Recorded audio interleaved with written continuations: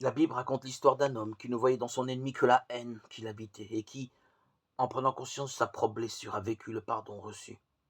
Il s'agit ici de Jacob, Genèse 27, 1, 34. Jacob a triché dans sa jeunesse, il a volé la bénédiction qui était réservée à l'aîné, Ésaü, en trompant son père Israël. Ésaü, empli de rage, cherche à tuer Jacob qui fuit.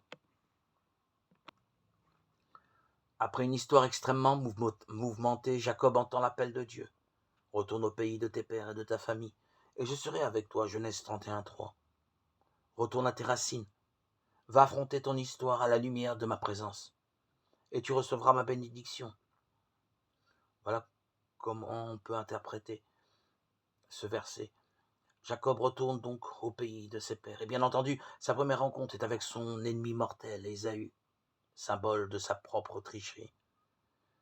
Il commence par être submergé par la peur, se protège, fuit, et va vivre seul un combat d'une nuit entière. Genèse 32, 23, 33. Il peut y avoir plusieurs interprétations du combat de Jacob. On peut penser que son histoire lui saute au visage, qu'il revoit avec précision le passé, et qu'il se trouve confronté à un doute très profond. Il n'a probablement plus aucune estime de lui-même. Comment Dieu pourrait-il le bénir malgré son passé frauduleux? C'est pourtant ce trajet qu'il va assumer. Il devient capable de recevoir la bénédiction au cœur de son histoire tortueuse. Genèse 32, 30. Il devient lui-même. Il a rencontré Dieu au cœur de sa réalité la plus confuse, la plus enfuie. On ne t'appellera plus Jacob, mais Israël. Genèse 32, 29. Son regard et son cœur ont totalement changé. Il avait identifié Ésaü à sa haine meurtrière, et tout à coup, ayant lui-même compris qu'il était accueilli, aimé, béni au travers de torsions qui ne cachent plus, il le voit comme un enfant de Dieu. Il n'a plus peur de lui. Il se prosterna 7 fois à terre jusqu'à ce qu'il se fût approché de son frère. Genèse 33, 3. C'est la prosternation réservée à Dieu, signe qu'il voit la présence de Dieu en son frère.